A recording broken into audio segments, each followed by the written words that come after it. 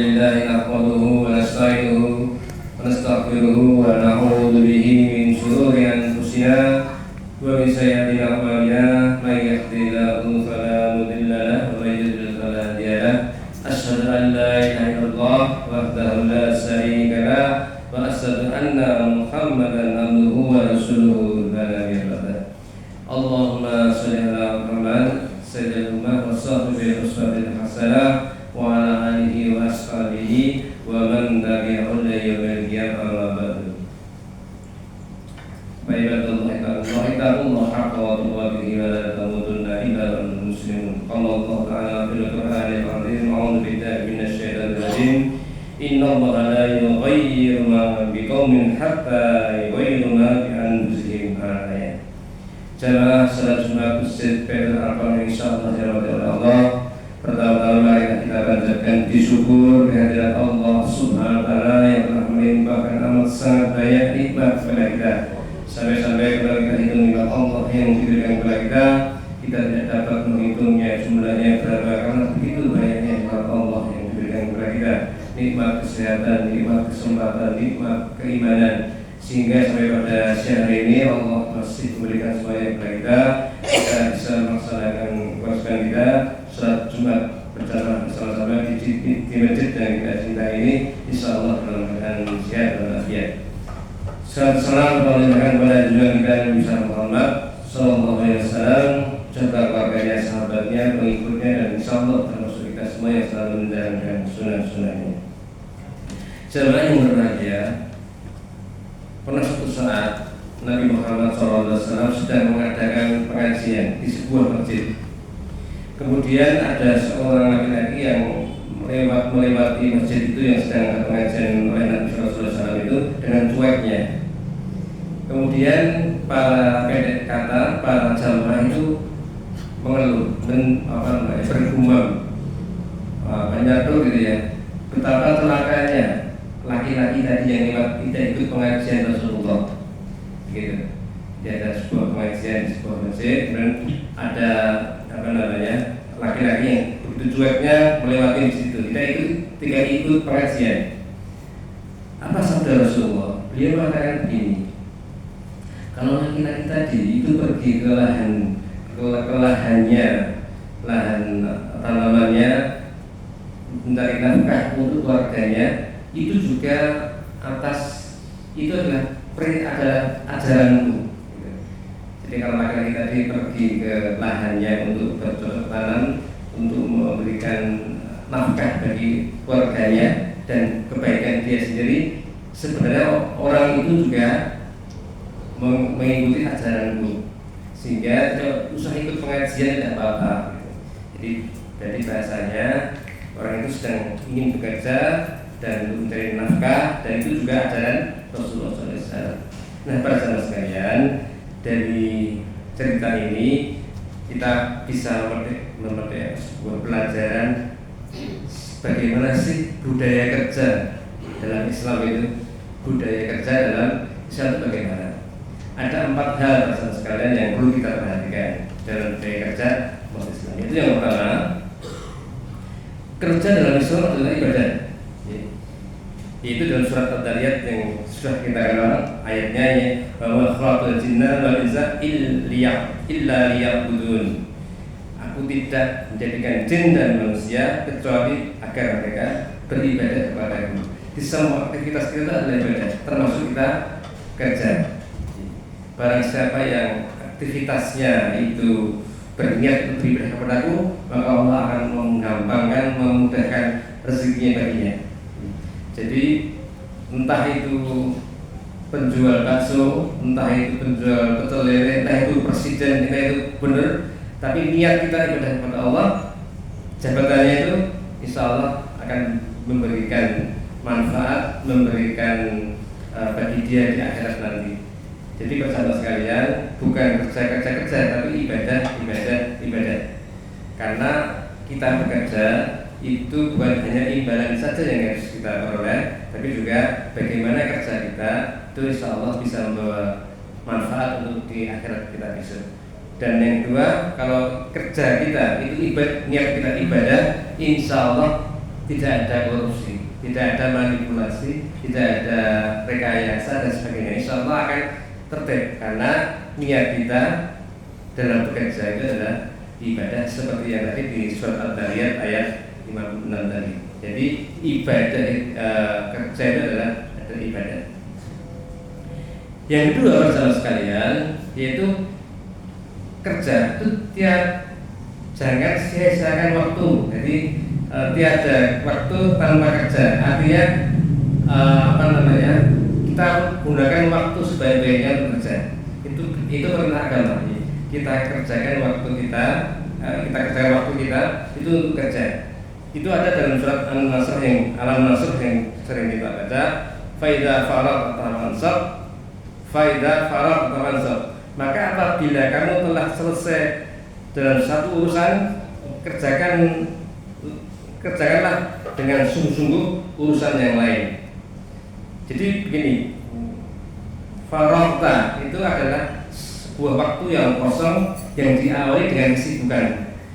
Faida faragta fansab. Setelah kita sibuk dengan bekerja, ini ada waktu luang, ada waktu luang yang diawali dengan kesibukan. Kemudian fansab itu artinya menegakkan atau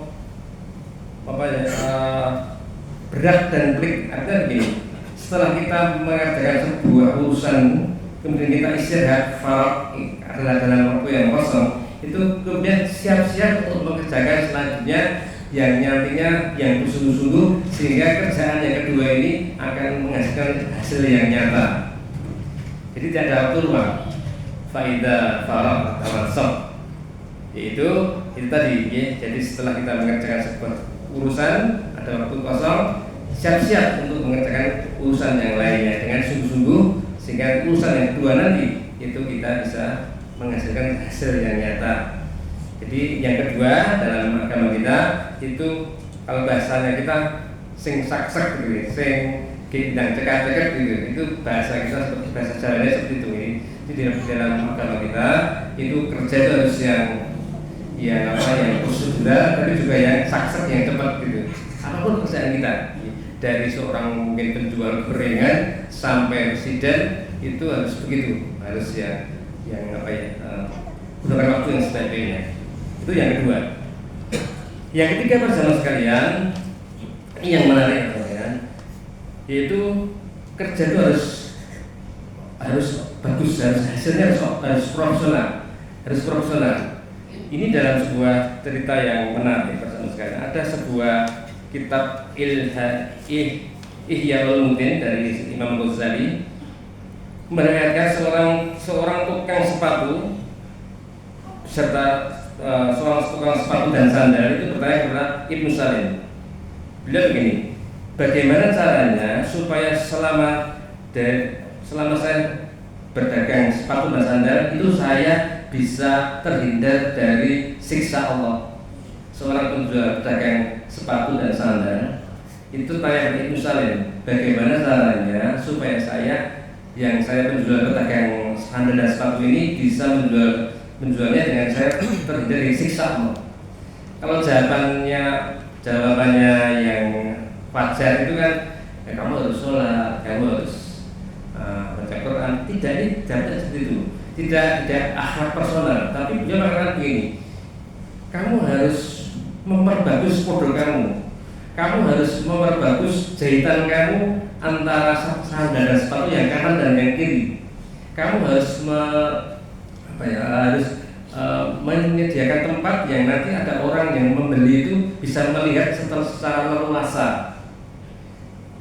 Jadi Ibnu Salim itu menasihati itu bukan akhlak personal, tapi akhlak kejujuran, akhlak profesionalisme dan sebagainya. Di dalam agama kita itu profesionalisme itu juga pahalanya besar dan bisa membuat kita masuk dalam surga dan jauh dari siksa Allah. Jadi kejujuran, kemudian kualitas dari barang itu juga diperhatikan dalam agama kita. Sehingga tadi Salim mengatakan harus yang bagus, harus ada orang yang milih itu harus leluasa, jangan ditutupi. Mungkin ada sepatu yang sobek ditutupi biar nggak kelihatan, tidak, tapi dilihat secara secara luasa orang yang membeli gitu. Ya. Jadi yang ketiga bersama sekalian itu harus profesional dalam bekerja apapun itu. Ya. Seorang pegawai negeri, seorang pedagang, seorang pejabat dari itu bukan lurah, dukuh, lurah sampai presiden itu harus yang profesional. Gitu. Nah, yang terakhir bersama sekalian yaitu seorang pekerja dalam agama kita itu dianjurkan untuk optimis. Optimis. Kenapa optimis? Karena Allah memberikan sebuah fasilitas kepada kita itu sangat sempurna. Dari pikiran kita, dari fisik kita itu sangat sempurna manusia itu. Manusia itu sangat cerdas. Ya. Manusia itu bisa mengambil kekayaan alam di dalam bumi yang sangat dalam itu bisa diambil hasil tambang itu sekarang sangat cerdasnya kita. Ya. Mengambil barang hasil tambang dari bawah tanah dan dari atas dan sebagainya. Memang kita cerdas. Kita tidak bisa bahasa Inggris. Kita ke Inggris sebulan, insya Allah pulang dari sana bisa bahasa Inggris. Karena kita cerdas. Otak kita itu muatannya berapa juta gigabyte. Kalau kita menulis pengalaman kita satu buku tebal itu insya Allah tidak cukup menghasilkan dari apa yang kita ingat di dalam otak kita. Ini kita itu cerdas sekali. Jadi tidak mungkin, insya Allah kalau kita saudara kemudian kita ikhtiar dengan baik, insya Allah kita optimis bisa berhasil dalam kita bekerja. Itu dalam surat Al-Nasr tadi ya, ayat 5 juga fa inna ma'al usri yusra, inna ma'al usri yusra. Karena sesungguhnya sudah kesulitan itu ada kemudahan.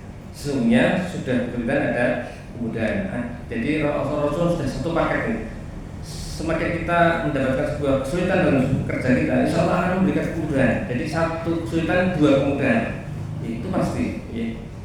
Seperti juga dalam kalau rukunnya haji itu ada ya yang namanya sa'i itu adalah melakukan usaha itu dalam bahasa sa'i dari bertolak dari sofa yang artinya itu kesucian. Kemudian setelah terpenuhi usaha itu maka menjadi sampai berakhir pada marwah atau kepuasan. Sa'i itu adalah usaha kita dari sofa ke marwah itu dari usaha yang suci, yang bersih, dan niat yang baik. Kalau kita sudah mencapai sebuah usaha itu kita akan mencapai marwah atau kesucian. Jadi pertama sebenarnya konsep kita bekerja itu ada komplit dalam Al-Quran kita, komplit gitu. Sehingga sebenarnya dunia usaha kita itu sebenarnya yang harus dikuasai oleh orang-orang muslim kita. Tapi mau dikata ini banyak sekali yang orang-orang yang bukan non muslim itu menguasai usaha-usaha di berbagai bidang. Sebenarnya kita punya ilmunya itu punya untuk umat Islam kita itu punya kita. Ya. Sehingga insya Allah monggo kita lain lagi, kita harus optimis, kita harus usaha dengan sungguh-sungguh dan kita gunakan waktu yang sebaik-baiknya. Itulah bersama sekalian sedikit yang kami sampaikan, mudah-mudahan bermanfaat buat saya pribadi dan para jamaah sekalian. Barakallahu fiikum wa nafa'ani wa iyyakum bima fihi minal ayati wa dzikril hakim wa taqabbala minni wa minkum tilawatan innahu samii'un alim.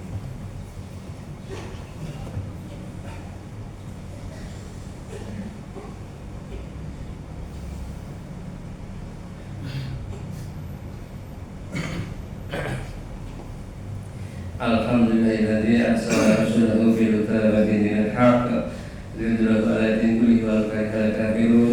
Asyhadu an la ilaha illallah wahdahu la syarika lah wa asyhadu anna Muhammadan abduhu wa rasuluhu la nabiyya ba'dah.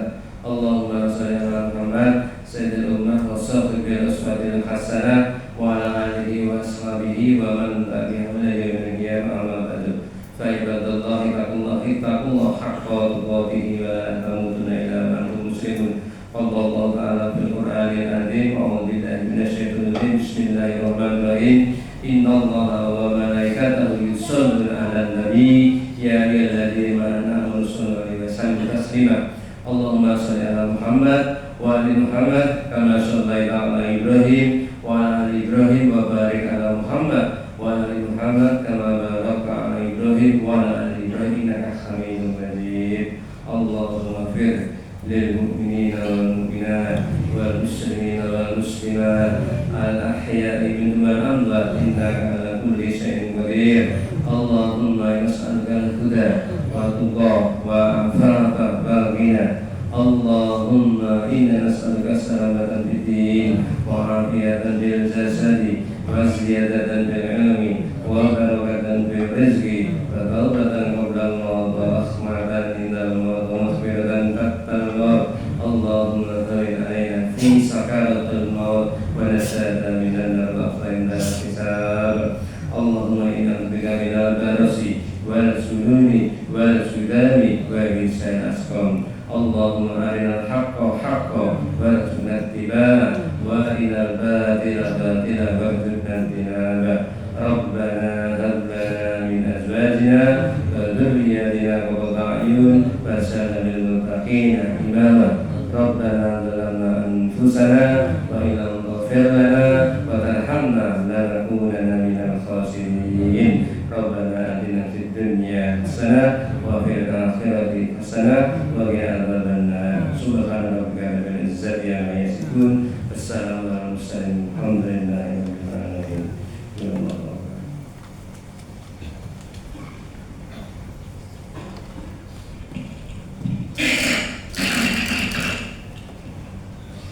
Allah